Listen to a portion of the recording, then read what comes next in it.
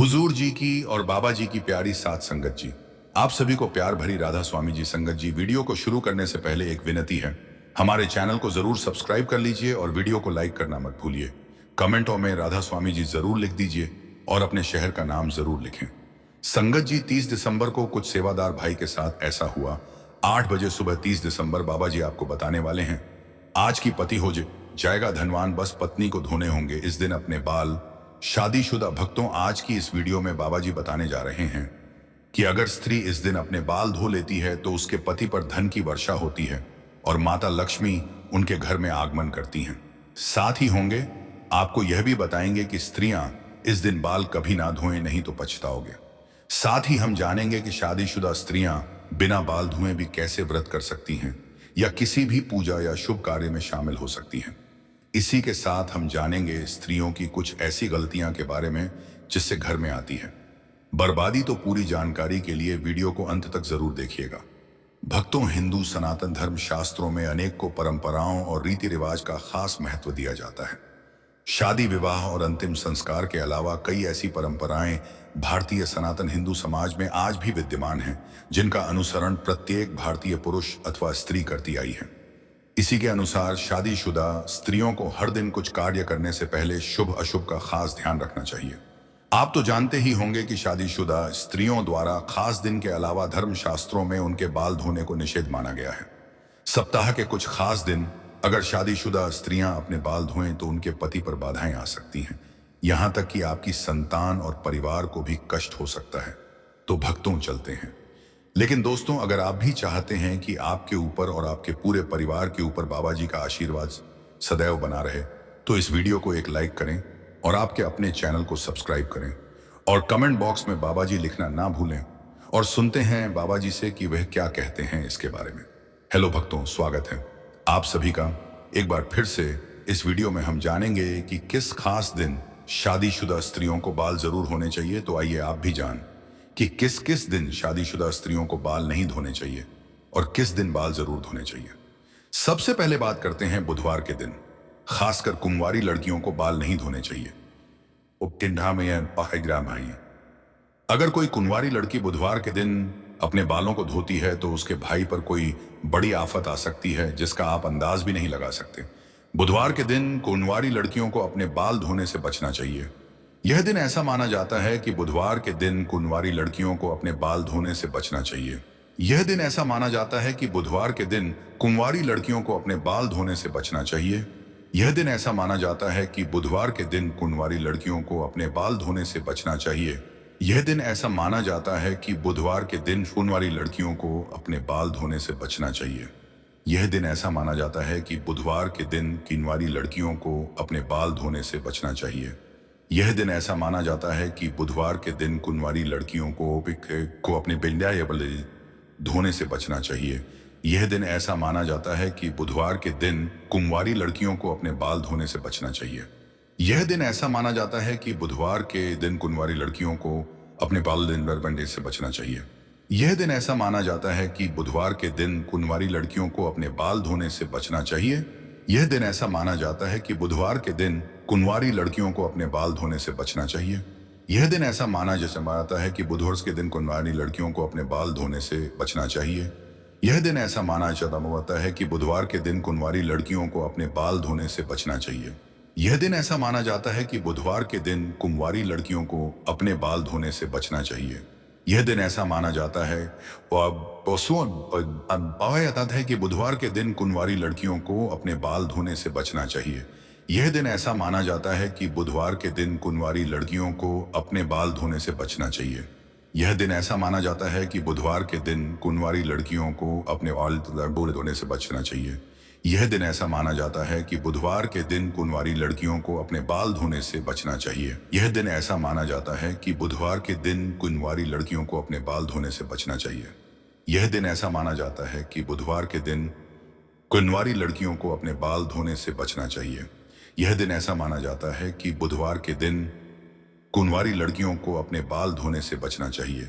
यह दिन ऐसा माना जाता है कि बुधवार के दिन कुंवारी लड़कियों को अपने बाल धोने से बचना चाहिए। यह दिन ऐसा माना जाता है कि बुधवार के दिन कुंवारी लड़कियों को अपने बाल धोने से बचना चाहिए।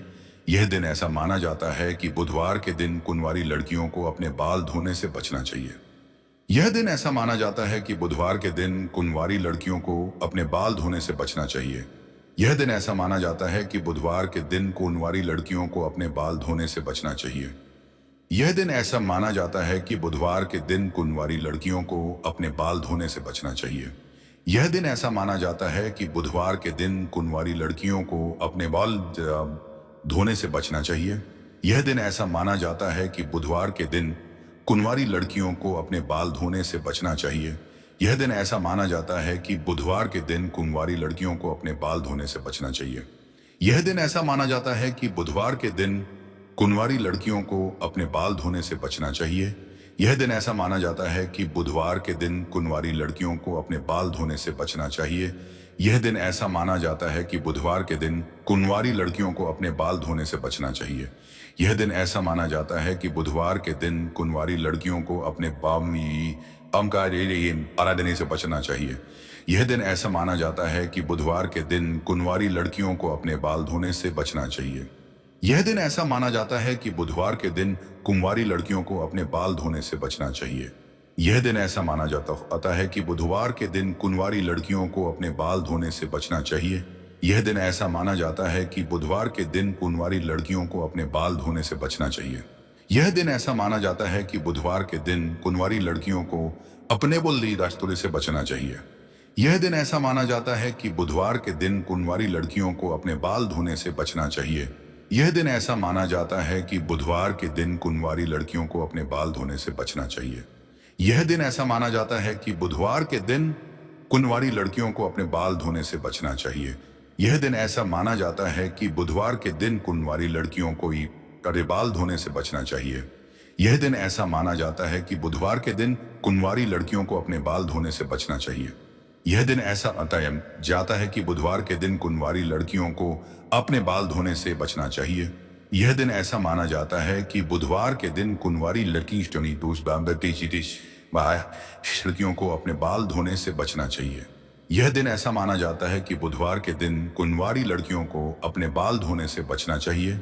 यह दिन ऐसा माना जाता है कि बुधवार के दिन कुंवारी लड़कियों को अपने बाल धोने से बचना चाहिए।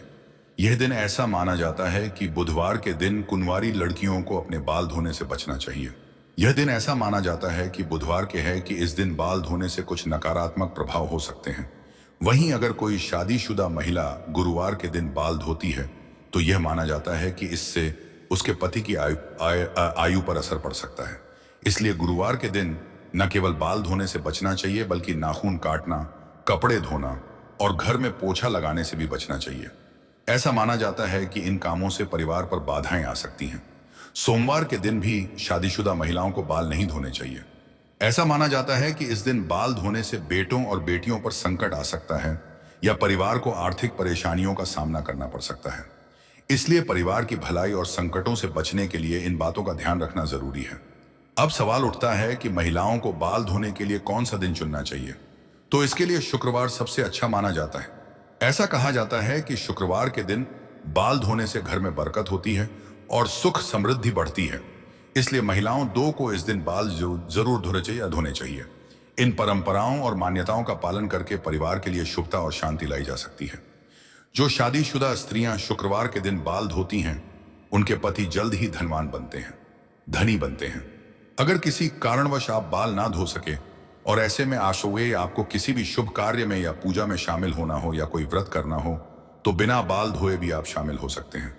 बस इसके लिए शादीशुदा स्त्रियों को चाहिए कि वह अपने मांग में सिंदूर लगा ले और इसके बाद आप किसी भी पूजा में या धार्मिक पवित्र कार्य में बिना बाल धोए भी शामिल हो सकती हैं।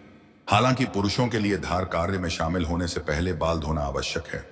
स्त्रियों के मांग के हिस्से को गंगा स्थान माना जाता है। शास्त्रों में इसे बेहद पवित्र माना जाता है। इस संस्थान का शादीशुदा स्त्रियों के जीवन में बेहद खास महत्व होता है। मांग में सिंदूर लगाकर स्त्रियां मां पार्वती को सम्मान देती हैं और ऐसे शादीशुदा जोड़े पर मां पार्वती का आशीर्वाद सदैव बना रहता है। लेकिन मांग में सिंदूर लगाते समय स्त्रियां कुछ ऐसी गलतियां कर बैठी हैं जिसकी वजह से उन्हें इसका फल नहीं मिलता बल्कि उनके पति को परेशानियों का सामना करना पड़ता है। यहां तक कि घर में बर्बादी आने लगती है। और ऐसे में पति पत्नी के बीच क्लेश बढ़ने लगता है। सिंदूर लगाने की परंपरा बहुत खास होती है, लेकिन इसे लगाते समय कुछ बातों का ध्यान रखना बहुत जरूरी है। कई स्त्रियां सिंदूर लगाने में शर्म महसूस करती हैं और इसे मांग में छिपा लेती हैं। ऐसा करने से उनके पति को समाज में मान सम्मान नहीं मिल पाता। इसके विपरीत जो स्त्रियां सिंदूर को पूरी मांग में अच्छे से और लंबा लगाती हैं, उनके पति को समाज में बहुत सम्मान मिलता है। उनके पति ना केवल अपने लक्ष्य को प्राप्त करते हैं, बल्कि हर जगह उनकी इज्जत भी बढ़ती है। सिंदूर लगाते समय यह भी ध्यान रखना चाहिए कि सबसे पहले सिंदूर की डिब्बी को माथे से स्पर्श कराएं, फिर सिंदूर लगाएं। यह शुभ माना जाता है। इसके अलावा सिंदूर हमेशा सीधी मांग में ही लगाना चाहिए। कुछ स्त्रियां टेढ़ी मांग निकालकर सिंदूर लगाती हैं, जो अशुभ माना जाता है। ऐसी स्थिति में कहा जाता है कि उनके पति हमेशा परेशान रहते हैं और अपने जीवन के लक्ष्यों को प्राप्त नहीं कर पाते। साथ ही स्नान किए बिना कभी भी सिंदूर ना लगाएं। यह भी ध्यान रखें कि अपना सिंदूर खुद ही लगाएं, किसी और से ना लगवाएं।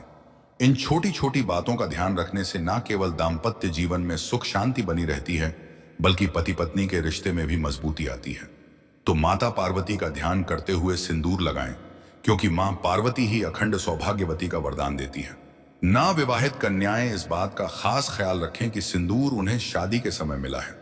इस सिंदूर को कुछ दिनों तक लगाएं और उसे सिंदूर को संभल कर रखें।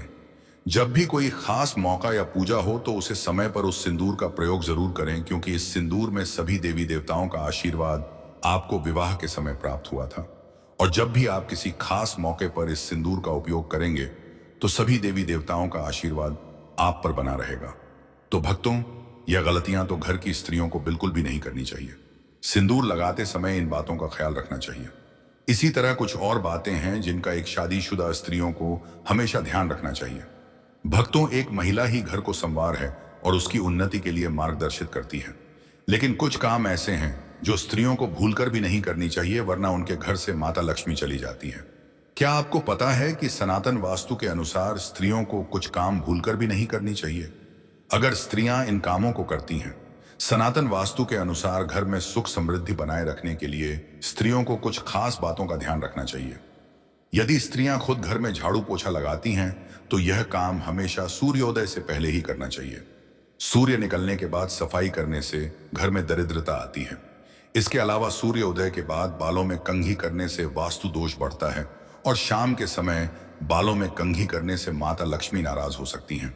इसीलिए सुबह समय पर और शाम को कंघी करने से बचना चाहिए। रसोई घर में प्रवेश को लेकर भी नियम है। महिलाओं को स्नान करने के बाद ही रसोई में प्रवेश करना चाहिए। स्नान किए बिना रसोई में जाना अशुभ माना जाता है। साथ ही घर की सफाई के बाद तुरंत स्नान करना चाहिए। सफाई के बाद स्नान ना करने से घर में दरिद्रता आ सकती है। स्नान के बाद भगवान से प्रार्थना करना और माता लक्ष्मी को प्रसाद चढ़ाना जरूरी है। ध्यान रखें, प्रसाद चाय खाने से पहले कुछ ना खाएं, वरना माता लक्ष्मी नाराज हो सकती हैं।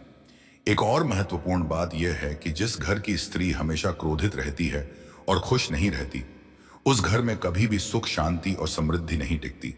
स्त्रियों को शांत और प्रसन्नचित्त रहना चाहिए ताकि घर का माहौल सकारात्मक और शुभ बना रहे। जिस घर में महिलाएं झाड़ू को लात मारती हैं या पैर से ठोकर मारती हैं, वहां माता लक्ष्मी की कृपा नहीं होती। ऐसा घर कभी भी आर्थिक रूप से संपन्न नहीं बन पाता और हमेशा दरिद्रता छाई रहती है। इसीलिए यह बात ध्यान रखना जरूरी है कि झाड़ू का सम्मान करें और उसे कभी भी पैरों से ना छुएं। इसके अलावा घर के अंदर झूठे बर्तन रखने की आदत भी अशुभ मानी जाती है। कई महिलाएं तवा और कढ़ाई को झूठा छोड़कर ही सोने चली जाती हैं, लेकिन ऐसा करने से माता लक्ष्मी नाराज हो सकती हैं। जिस घर में रात भर झूठे बर्तन पड़े रहते हैं, वहां गरीबी और दुख का वास हो सकता है। इसीलिए कोशिश करें कि सोने से पहले सारे बर्तन साफ कर दिए जाएं। सिंदूर के मामले में भी कुछ खास बातों का ध्यान रखना चाहिए। शादीशुदा स्त्रियों को अपनी सिंदूर की डिब्बी किसी को भी दान में नहीं देनी चाहिए। सिंदूर लगाते समय यह भी ध्यान रखें कि इसे हमेशा अकेले में लगाएं या फिर सिर पर पल्ला डालकर लगाएं। ऐसा ना करने पर बुरी नजर लग सकती है, जो आपके लिए और आपके परिवार के लिए परेशानी का कारण बन सकती है। इन बातों का पालन करके आप अपने घर में सुख समृद्धि और माता लक्ष्मी की कृपा बनाए रख सकती हैं। हर छोटी छोटी परंपरा का अपना महत्व है, जो जीवन में सकारात्मक ऊर्जा लाती है। आपका रिश्ता बिगड़ सकता है। शादीशुदा स्त्रियां अपने हाथ की चूड़ियां और पर की पहनी हुई पायल किसी के साथ भी शेयर ना करें और खासकर अपने बिछिया भूलकर भी किसी को देने की गलती ना करें। ऐसा करना बहुत ही ज्यादा अशुभ माना जाता है। इसी तरह अपने माथे की बिंदी भी कभी किसी को नहीं देनी चाहिए। यह गलती शादीशुदा स्त्रियों को नहीं करनी चाहिए। अगर आप अपने पैरों की बिछिया पायल या बिंदी किसी के साथ भी शेयर करती हैं, किसी को देती है, तो इससे आपके पति के ऊपर कष्ट आते हैं। हमारे प्रिय दर्शकों, यह तमाम जानकारी जन रुचि को ध्यान में रखकर दी जा रही है। ज्योतिष और धर्म के उपाय को अपनी आस्था और विश्वास पर आजमाएं। इस संदर्भ में हम किसी भी प्रकार का कोई दावा नहीं करते हैं। अगर आपको यह जानकारी पसंद आई हो तो इस वीडियो को एक लाइक सब्सक्राइब जरूर करें और कमेंट बॉक्स में सच्चे मन से राधा स्वामी जी जरूर लिखें। अगर आपको यह जानकारी पसंद आई हो तो ऐसी जानकारी फिर से हम आपको लेकर आएंगे। कमेंट बॉक्स में जरूर लिखना जी इस जानकारी के बारे में। तब तक के लिए हमें दें इजाजत। राधा स्वामी जी।